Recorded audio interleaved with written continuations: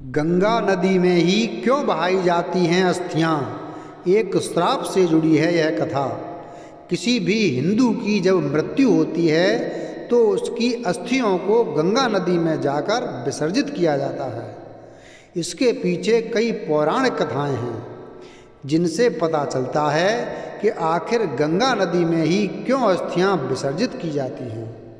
हिंदू धर्म में जब भी किसी शख्स की मृत्यु होती है तो उसके शव को जलाकर पूरे रीति रिवाज से अंतिम संस्कार किया जाता है। इसके बाद अस्थियों को पवित्र गंगा नदी में बहाया जाता है। अधिकतर लोग अस्थि विसर्जन के लिए हर की पौड़ी हरिद्वार ही आते हैं, फिर यहाँ गंगा नदी में अस्थि विसर्जन करते हैं। प्रयागराज में भी अस्थि विसर्जन किया जाता है। लेकिन क्या आप जानते हैं कि आखिर गंगा नदी में ही क्यों अस्थियां बहाई जाती हैं?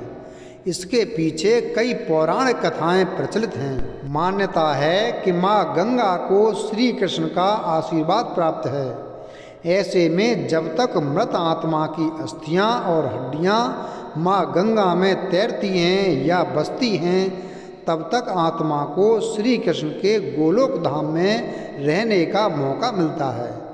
वहीं ऐसा भी कहा जाता है कि भागीरथ माता गंगा को स्वर्ग से पृथ्वी लोक लेकर आए थे। ऐसे में मरने के बाद जब तक व्यक्ति की अस्थियां गंगा में बहती हैं, तब तक उसकी आत्मा को स्वर्ग लोक में रहने का मौका मिलता है। कथा के मुताबिक कपिल मुनि के श्राप के कारण राजा सगर के 60,000 पुत्रों की मृत्यु हो गई थी। ऐसे में राजा सगर के वंशज भागीरथ ने घोर तपस्या कर माँ गंगा को पृथ्वी लोक पर बुलाया और सगर के पुत्रों को मुक्ति दिलाई। अन्य कथा के मुताबिक हस्तिनापुर के राजा शांतनु को माँ गंगा से प्रेम हो गया था। ऐसे में उन्होंने माँ गंगा से शादी करने की इच्छा जताई, परंतु माँ गंगा ने कहा कि मैं शादी इसी शर्त पर करूँगी अगर आप मुझे कुछ भी करने से नहीं रोकेंगे। शांतनु ने उनकी बात मान ली। शादी होने के बाद जब उनका पहला पुत्र हुआ तो माँ गंगा ने उसे अपने ही जल में बहा दिया। यह देखकर शांतनु को बेहद दुख हुआ, परंतु वह कुछ नहीं बोल पाए। इसी प्रकार उन्होंने अपने 7 पुत्रों को गंगा में बहा दिया।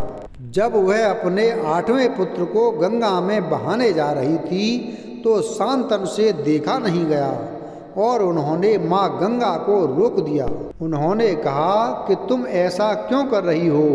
तब माँ गंगा ने कहा कि मेरे पुत्रों को वशिष्ठ जी का श्राप है कि वह पृथ्वी लोक में पैदा होंगे और कष्ट भोगेंगे। ऐसे में मैं उन्हें गंगा में प्रवाहित करके उन्हें मुक्ति दिला रही हूँ, परंतु अब वे 8वें पुत्र को नहीं बहा सकती। अब यह पृथ्वी लोक पर ही कष्ट भोगेगा। भीष्म पितामह माँ गंगा के 8वें पुत्र थे।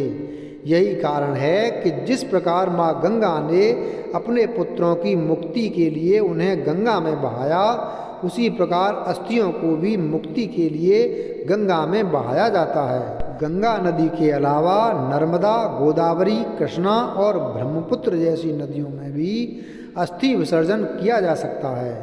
अस्थि विसर्जन के लिए अस्थियों को दूध और गंगा जल से धोकर अस्थि कलश या पीत वस्त्र से बने थैले में रखा जाता है। वीडियो अगर पसंद आया हो तो वीडियो को लाइक करें, चैनल को सब्सक्राइब करें और बेल आइकन प्रेस करें। धन्यवाद।